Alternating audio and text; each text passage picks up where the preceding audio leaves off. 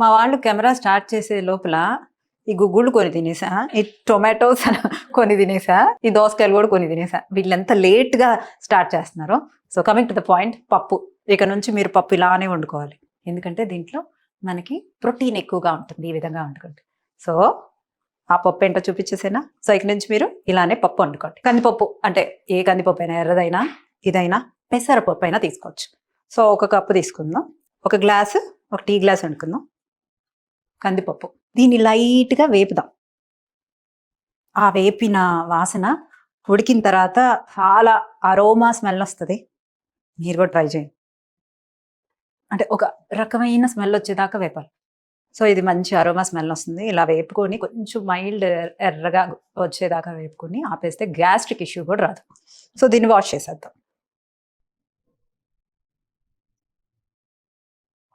ఇప్పుడు ఇలా కడగంగానే నొరగొస్తుంది పైకి. సో ఇప్పుడు కడిగేసాము. దీనికి 1కి 2 వాటర్ వేస్తున్నాం.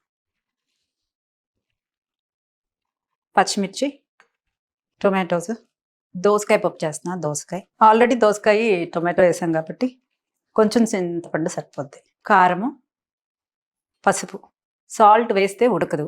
సో విజిల్స్ అయిపోయాక మనం సాల్ట్ వేసి ఎనుపుకోవాలి. సో 3 విజిల్స్ రానిద్దాం. వెయిట్ చేద్దామా. సో విజిల్ అయిపోయింది, చక్కగా ఉడికిపోయింది. దీంట్లో సాల్ట్ వేద్దాం. సో ఇది మెత్తగా ఎనుపుకుందాం. ఇది మెత్తగా లేకపోతే నాకు అస్సలు నచ్చదు. ఈ విధంగా పప్పు చేసుకొని తిని నాకు మెసేజ్ పెట్టండి. నా మెసేజెస్ నాకు టీం చెప్తారు. నల్ల శనగలు అంటే పప్పులో మళ్ళీ మనం ఈ ఉడికిచ్చిన నల్ల శనగలు మొలకలు వచ్చి ఉడికిచ్చాను.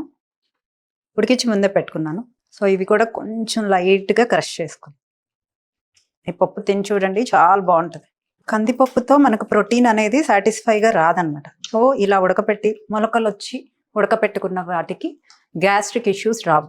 కొంచెం మెదగాలంతే నల్ల శనగలు. సో స్టవ్ వెలిగిద్దాం. ఇప్పుడు ఇది హీట్ అవ్వగానే ఆయిల్ వేసేద్దాం. వెల్లుల్లి దంచుకుందాము కచ్చాబిచ్చా. సో ఆయిల్ వేద్దాము. ఆవాలు, జీలకర్ర ఎక్కువ వేస్తాను, కొంచెం ధనియాలు, అసలు మెయిన్ది ఇంగవ. దాని తర్వాత వెల్లుల్లి దంచుకున్నాం కదా, నేను వెల్లుల్లి ఎక్కువే వేస్తాను. ఆనియన్స్, ఇది కొంచెం బాగా బ్రౌన్గా వస్తే పప్పు చాలా టేస్ట్గా ఉంటుంది. బ్రౌన్గా వేగనిద్దాం. సో ఇవి లైట్గా బ్రౌన్ అయినాయి, స్మెల్ కూడా బ్రౌన్ అయిన అరోమా వస్తుంది. ఇప్పుడు పప్పు వేసేద్దాం.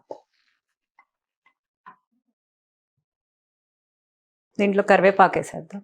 నేను కరివేపాకు ఎక్కువ వేస్తాను. ఆవాలు, మెంతుల పొడి వేస్తాను నేను, చాలా టేస్ట్ వస్తుంది. కొంచెమే వేయండి. ఈ పప్పుతో నెయ్యి వేసుకొని తింటే చాలా బాగుంటుంది. సో కొత్తిమీర కూడా వేస్తున్నాను. బాయిలింగ్ వచ్చేసింది. సో టేస్ట్ చూసేద్దామా. సో టేస్ట్ చేసేద్దామా. అసలు ఈ ఒక్క కూరతో కడుపు నిండా తినచ్చు.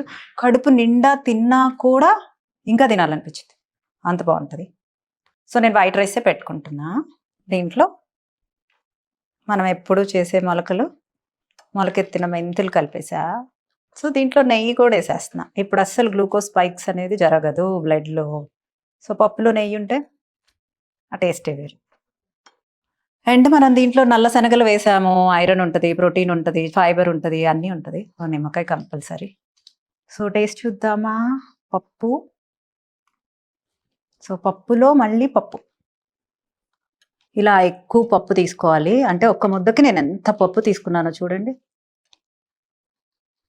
ఇలా ఆనియన్ పెట్టుకోవాలి, ముద్ద తీసుకోవాలి చక్కగా.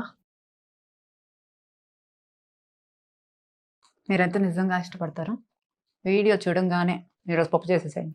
ఎంత బాగుందో.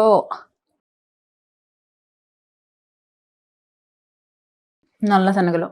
సో పప్పులో నల్ల శనగలు వేయటం వల్ల ఇంకా టేస్ట్ ఎక్కువగా పెరిగింది. ఆనియన్ ఉంటే ఇంకా టేస్ట్ వస్తుంది. నేను అన్నం ఎంత తింటానో కూర కూడా అంతే తింటా. అప్పుడు మనకు తొందరగా కడుపు నిండిపోతుంది.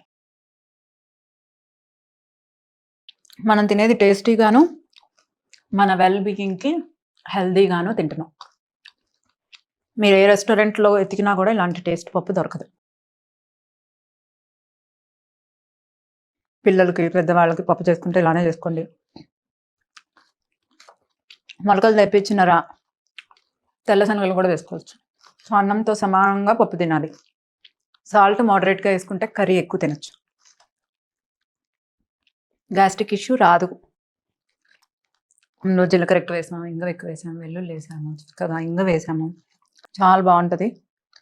మీరు ట్రై చేసి నాకు ఎలా ఉందో చెప్పాలి.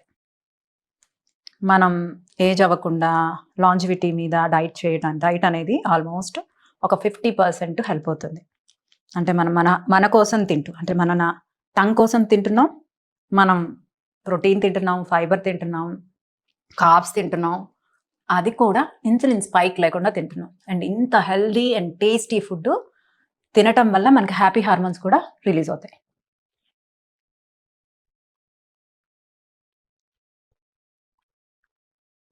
ఎంతమంది ట్రై చేయబోతున్నారు? ఇప్పుడు దాకా ఆనియన్ తిన్నా కదా, గుమ్మడికాయలు వడియాలు తిన్నా.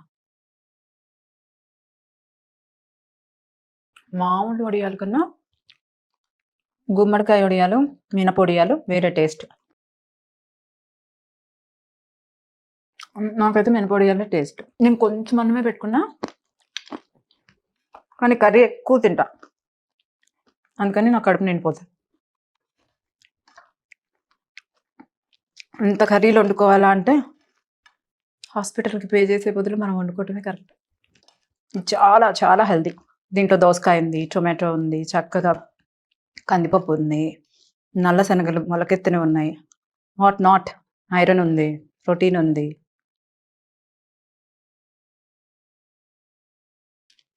ఇలా మీరు వండుకొని తింటారు అని మీకు చూపిస్తున్నాను. నాకు 30 ఇయర్స్ ఏజ్ నుంచి హెల్దీ ప్యాటర్న్గా తినటం వల్ల మనకి ఏజ్నింగ్ కూడా తొందర రాదు. చక్కగా మనం తినే దాంట్లో అన్ని vitamins, minerals, protein, fats and hormones కూడా మనం ఫీడ్ చేస్తే మనం యాంటీ ఏజ్నింగ్ కింద పోరాడినట్లే. లాంజివిటీకి మెయిన్ న్యూట్రిషన్ కూడా 50%, 60% తోడ్పడుతుంది. అండ్ ఎక్సర్సైజ్, మజిల్ ప్రాపర్గా పెంచుకోవాలి. సో మజిల్ ప్రాపర్గా పెంచుకోవాలంటే ఇలాంటి ప్రోటీన్ రిచ్ ఫుడ్స్ తింటూ ఎక్సర్సైజ్ చేస్తూ నిద్ర ప్రాపర్గా పోవాలి. అప్పుడే మీకు మజిల్ టేర్ చేసిన తర్వాత అది రిపేర్ అవ్వడానికి రైట్ న్యూట్రిషన్ తీసుకుంటే స్లీప్లో అది రిపేర్ అయ్యి మజిల్ బిల్డ్ అవుతుంది. వెజిటేరియన్స్కి అన్ని సోర్సులు రావు, వెజిటేరియన్స్కి కొంచెం B12 తక్కువగా వస్తాయి. మరి మనం ప్లాన్ చేసుకుంటే ప్రాపర్గా ప్రోటీన్ మనకు సఫిషియెంట్గా వస్తుంది. సో రోజు చెప్పేదే, save it, share it and have it.